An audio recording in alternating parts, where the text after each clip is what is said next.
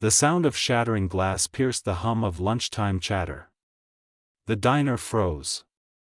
A wine bottle rolled across the black and white tiled floor, spilling a slow stream of red that spread like blood. In the center of it all, a woman in a light blue dress knelt, trembling, one hand clutching her pregnant belly, the other trying to shield her face. Above her, a man stood with a black leather belt coiled in his hand like a serpent.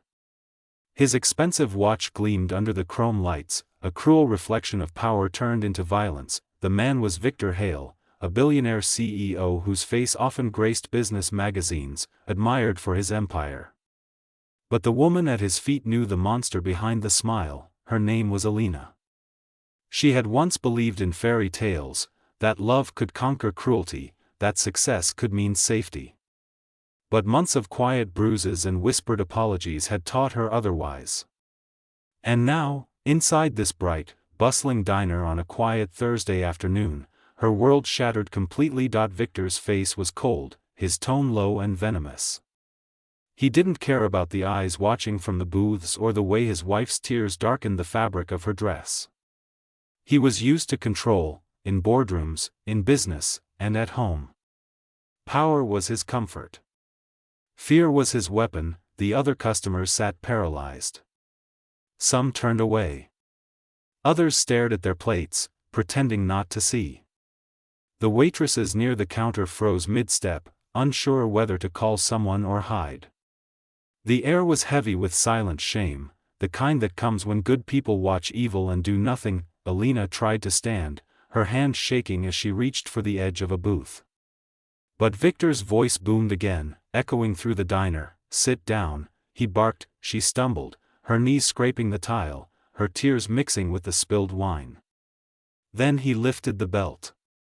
The sound of leather slicing the air made every heart stop, but before it could fall, before another blow could strike, the glass door of the diner swung open. The faint growl of motorcycle engines had gone unnoticed until then. The jingling bell above the door rang once, twice, and then fell silent. The scent of motor oil and wind followed as 5 men stepped in, their boots heavy on the floor, their eyes burning with purpose. The patches on their black vests read Hell's Angels. At their center was a man named Ryder Cole.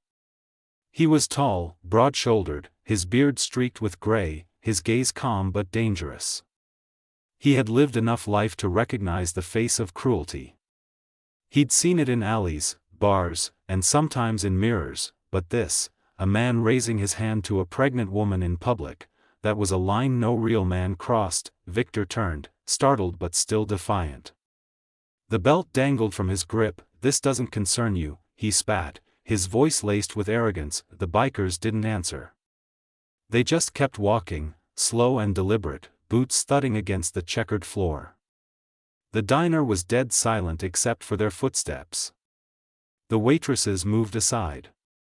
Even the air seemed to pause. Alina looked up through her tears, her breathing ragged.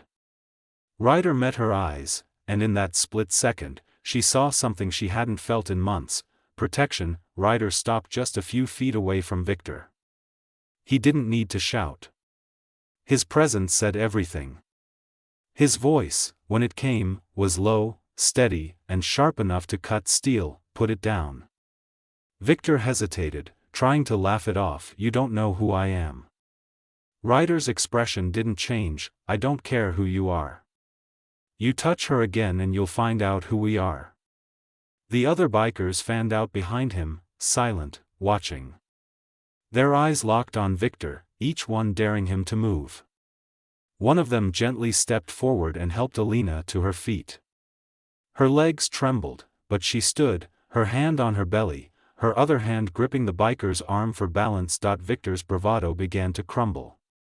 His eyes darted between the men, calculating his chances.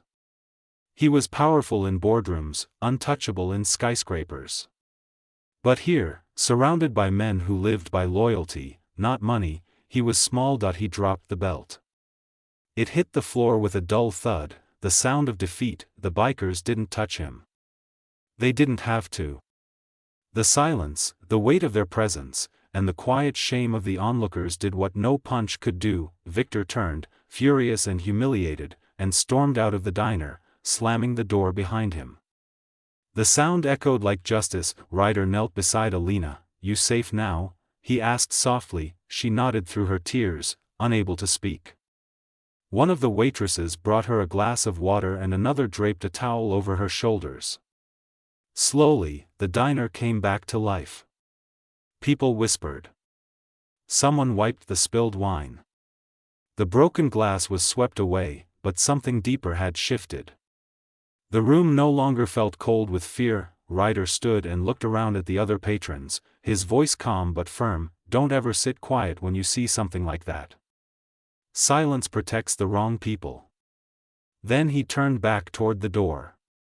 The bikers walked out the same way they came in, steady, quiet, leaving behind a space that suddenly felt a little safer. Outside, the motorcycles roared to life. Alina stepped to the window, watching them ride away into the sunlight. Her reflection in the glass looked different now, still fragile, still healing, but alive. For the first time in a long while, she felt a flicker of strength and gratitude for strangers who became angels when she needed them most. Sometimes heroes don't wear suits or capes. Sometimes they wear leather, ride steel, and carry the courage the rest of the world forgets to use. If this story touched your heart, remember, kindness doesn't always look gentle. Sometimes it looks like strength. Sometimes it walks in wearing a leather vest and says, "Touch her again. I dare you."